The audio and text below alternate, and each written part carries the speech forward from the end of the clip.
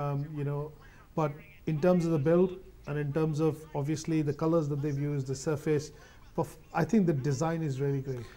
I think that seems to be the template now for the majority of phones that we're going to see coming up. Obviously, the phones that are out now and the phones of the future, obviously the rumors that are going around of, you know, the iPhone 5 and, you know, the Galaxy 3 that are coming.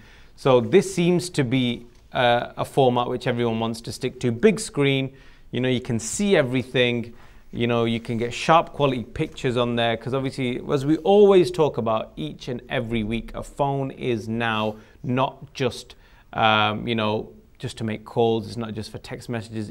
It's communication in a whole new way. You're sharing pictures, voice notes, you know, you're sending each other links, emails, everything is going on the phone. Therefore, the bigger the screen, the easier it is to do all of this.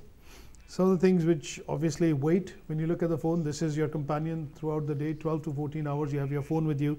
And when you have that with you, what you're looking at the weight. So it's about 119 grams, just 120 grams in terms of the weight. It's got a nice screen. Things like, you know, great sound output, gives you 1080p recording. And obviously things like, you know, Bluetooth, gyro sensor, you know, all those things are pretty much standard in all the phones today. So all in all, I love this phone. And in terms of, you know, when I look at productivity, performance, design, and obviously the build, I would probably give it 4 out of 5 easy in terms of it's a good phone. The only dampener that I think on this phone is when you look at these phones, we have put it to, you know, a test in terms of standby timings and what prints on the box. We do feel that, you know, the battery in this 1600 milliamperes is a bit small, and they need to put in probably the 2400 or, you know, 2200 milliampere, which will last you for a couple of days, you know, going without charge. We got these phones last week, and obviously we're doing a review this week. Last week we charged them up, you know, they didn't retain the charge on standby. So it speaks, you know, that is where battery life, processing speed, it's always a compromise. Also, yeah, the bigger screens obviously take up a lot more power as well. Obviously, the longer they're on, the longer you're using them. Obviously, when we were trying it with video, obviously video is very battery intensive. So we found obviously it's going to drain much quicker because obviously, you know, everything's being used. But all in all, it's very good. Like we said, obviously, every phone's going to have its downsides. Mainly, most of the phones that are coming out at the moment, everyone does have a problem with the battery. No matter what brand it is, no matter what make it is, everyone seems to be having problems with batteries. And obviously, as Raman pointed out, the fixation with everyone wanting the slimmer phone, you know, the sleek design on the phone is obviously going to impact on the ability to have a powerful battery, which is going to be able to handle everything that's going on. The other version in this particular range that we have is called the HTC One X, which out of this particular range is the top spec. And as you would imagine, it's based on similar sort of things, but little tweaks here and there, which obviously, you know, bring it a little bit better. Do they make enough of a difference though, the tweaks that are on this particular phone? Well, if I just compare and talk about this phone simultaneously with the one that we have here, and you've nicely summarized it, Usman, is that when you look at both these phones, I think what they've tried to do is, this is a lower end version and this is a high end version. As you can see, screen size wise 4.1, 4.7. The bigger the screen, the better it is, to be honest. Weight wise, not much of a difference, 120 versus 130 gram. Processor wise, I think it makes a difference. This is a dual core and this is a quad core. Yeah. The other thing is, if you're a heavy user, that means you store a lot of programs and a lot of photos and music onto your phone. This comes with a base memory of 16 gigabyte. This is 32. And obviously with a micro SD, you can expand this to 64. This goes up to about 32. In terms of, you know, variation and design, if I put these side by side, as you can see, they're pretty much similar. Because of the screen size, it's a bit bigger. But, you know, it's very nice complementing colors, one in gray, one in white. And, you know, this one comes with Dr. Dre, you know, the video beats. Yep. So it comes with the headsets along with it. And they made this a bit premium. So obviously a little, somebody who's buying this on a contract, pay as you go or monthly, whatever, this will be a bit pricier as compared to this one. Going back to the One X, I think the best thing that I like about this is, and I think I'm not too sure which they're preempted, is the Galaxy has a 4.5 inch screen. So this one is 4.7. And the bigger the screen, it is very good when you're trying to browse the internet. And you know, on a phone, the most important thing that I do is texting and browsing, right? If I get a big screen like this, I think it's an advantage to a certain extent, because you have less of scrolling, and obviously you have a lot of data on the screen. So it gives you a lot of maneuverability. At the same point in time, you know, a lot of data that obviously it'll make it better to obviously text, because obviously a bigger screen would mean a bigger keyboard physically in size on the screen, so you're not having to tap, you know, really small buttons, obviously not getting a lot of errors and things like that. As you can see, Raman's holding it up. If you do it in it's almost like a full-size keyboard, isn't it? I've got chubby fingers, if you ask, if I be honest, you know, and if I start typing on this, I won't probably end up making any mistakes. So just for a moment, if I just type, you know, it's got auto text on, predictive text on.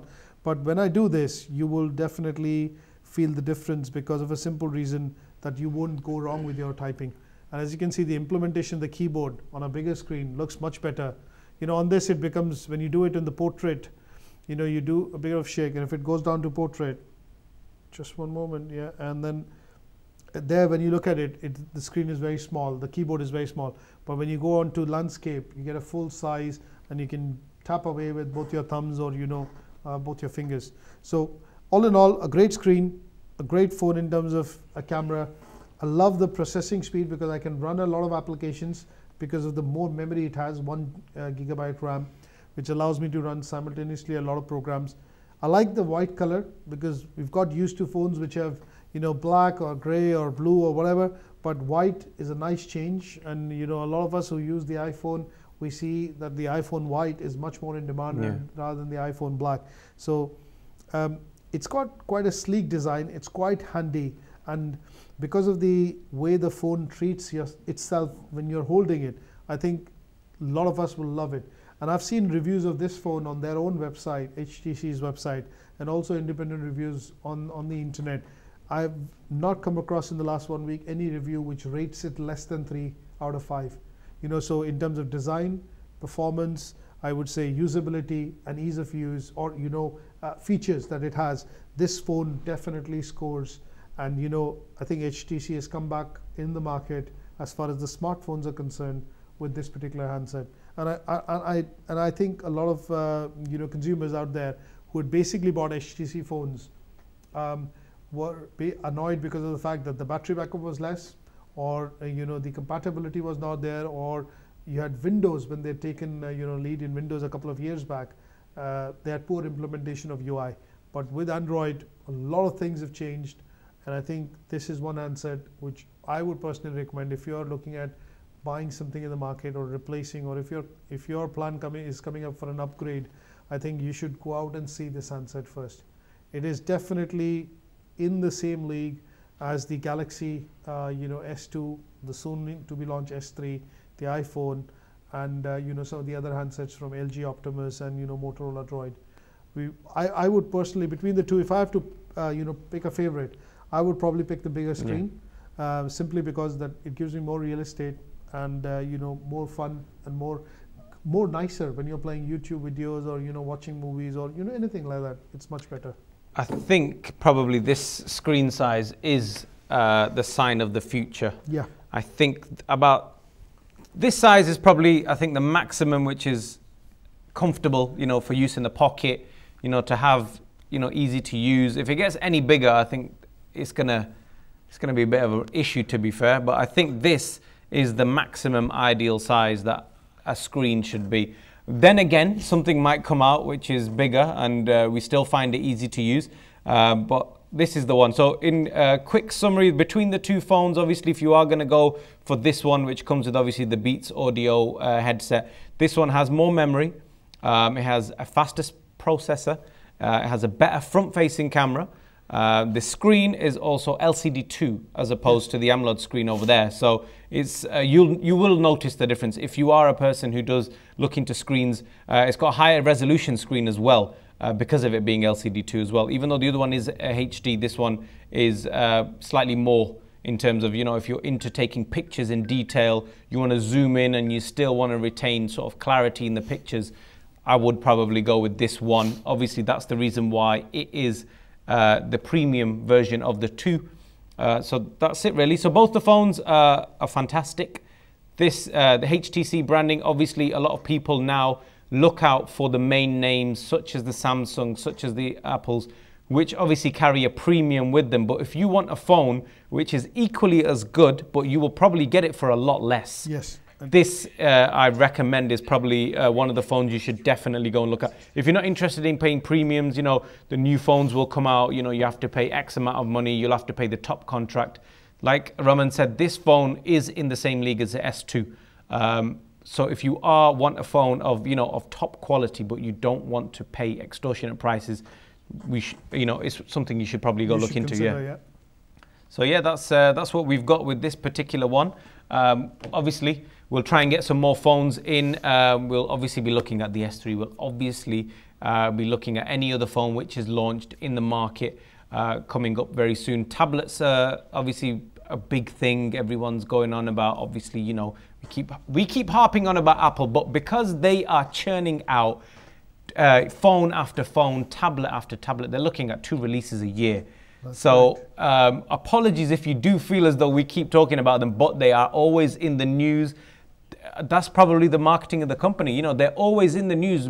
Just when the hype of one brand new product seems to be waning off, they're there, bang, brand new product, brand new hype. And it seems to be working because year on year, they're gaining market share. You know, all you hear about is their products. I think one company for which the time is definitely coming, they're in the news for various reasons, and but it doesn't go. You know, what I would put it this way is that it doesn't mean that, you know, there are other companies not. It's set a benchmark, yeah, which is something which is making other companies compete. And at the same point in time, you know, I would say that we are having a good time because at the end of the day, we are getting better products from each company that we see. Some of the products that we've reviewed over the years, over the months and weeks that we've done the Gadget Show, is that we've realized that the phones have progressively got better, the screens have got bigger, and we've tried phones from HTC, Apple, Samsung, you know, LG, BlackBerry, but we've all seen is one company which is, you know, notching, you know, raising the standard, raising the bar is Apple, but one company which is continuously following on that footstep is Samsung, you know, all the others, but I would say Samsung and HTC, because of the sheer number of product launches that they're bringing out. So to me, both the phones are more or less the same. It's just a difference in screen size and the processor. So one's premium, one's low end, and, you know, at the end of the day, if I have to go and buy a first smartphone, I'll probably pick up the HTC S rather than picking up the X. But if you rather fancy a bigger screen, you'll pick that up rather than you know, 1X rather than the 1S. So yeah, that's the review of these two particular products. So it wins. Rating wise, you both giving 4 out of 5? 4 out of 5 easily, at least on the performance, the build, and I think I love the design. I'm quite anxious to see what and how the difference is with the Galaxy S3, which is going to be shipping from 29th in the UK. So hopefully we'll get that phone and we'll be able to do a much elaborate comparison in terms of some of the features and obviously, you know, the build quality and the performance. So yeah, if there's any questions that you'd like to ask us about these particular phones or any other technological product gadget out there, you can contact us on our website. You know, we've got Twitter, etc., etc. It's all on the website, www.dmdigitaltv.co.uk. Quick point that obviously Raman picked up on is technology is shifting so fast. Even though we've been doing this show for only a few months, we have gone from phones where we thought 5 megapixel on a phone was amazing, it was the best thing ever. Now 8 seems to be an industry standard. That's correct. I read in the news that there's a processor which has been approved for a phone which gives DSC qualities. We're looking at 24 megapixel on a phone. So that's something to look forward to. Like I said, things are going to change so fast. We've got a caller though, Raman. Okay. So if you want to answer the query, hello. Hello there. Hiya. Hi. I have a question. I just recently thought about to buy Galaxy Note. Yes. Which loads of people complaining that the Galaxy Note problem with the software that always gets stuck and you have to do the re-software. And so is that true, or is it just a rumor? With any product, I'll let Raman talk just from personal experience. When a brand new product is launched, first of its kind, for example, the Note, it's a 5-inch screen, you know, nothing like it at all. The very first version that it ships with will 9 times out of 10 have some sort of glitch. You give it a month, you give it 2 months, you give it 3 months, a new update will come out, and every phone that will ship from then on in normally has the bugs ironed out. That seems to be a rule of thumb when a brand new product comes on the market. I remember when Apple phone first came out, when the 3GS came out, obviously it was a new sort of technology because obviously it was a faster internet. That had glitches for the first few months. Then after that, everything that shipped was perfect. I've had it with my BlackBerry as well. It seems to be a thing with brand new product launches. The first few months of launch, you will have a little bit of an issue. But normally, after that, it seems to be all right. I've not heard anything in the recent few weeks about any issues with that particular product, but maybe Raman knows a little bit more. Well, it's an interesting question that you asked. First and foremost, the Galaxy Note is within the same category of phones, but obviously because of the screen size and the way the implementation of the UI has been done, there are some apps in which you will find, because obviously it's got a dual core processor, it's not something new in the market, it's been launched for, I think, if I can remember correctly, for at least 8 months or so. So it's got a dual core processor, it's not fast enough, the screen is quite big. The Android operating system with which it was shipping, now there's a new one out, but you know, I think it shipped with gingerbread, but now the ice cream sandwich is out. So when you upgrade your phone, you will see some of these glitches going away. And you rightly said, I think some of these implementations are faulty, but I think manufacturers work quite hard to make sure that they test everything out before the phone is released. If you find these kind of glitches, which I'm not aware of, to be honest, in the Galaxy Note, this is one of the phones that we're going to be doing a review with when we receive the Galaxy S3, because it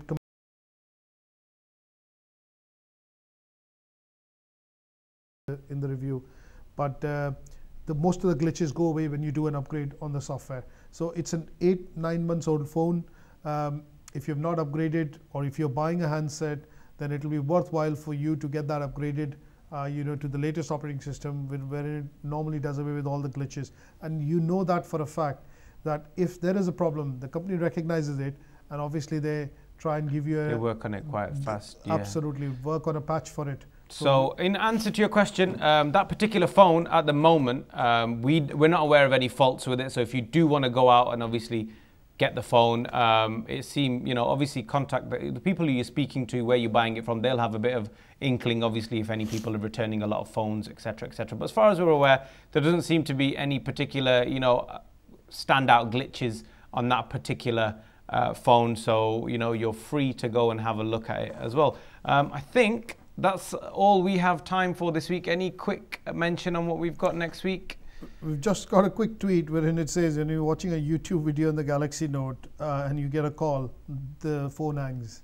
So, you know, there might be problems out there, and obviously these are users tweeting to us in real time. But when we get the handset, obviously we'll be able to do an intensive review. But, you know, these things do happen, and all you need to do is look at an upgrade on the OS. On the OS, yeah. So thank you very much for contacting us. If any technological query you want to give us, you can obviously call us in person. You can call us live. It's better for you to give us a call, because you may be thinking, or you may have a problem which is shared by someone else, so you can ask it on their behalf. But like I said, we're always here. You can contact us in many different ways, and we'll be back next week with even more fun, interesting points of technology that's out at the moment. Thank you very much for your time. We'll see you again. Goodbye.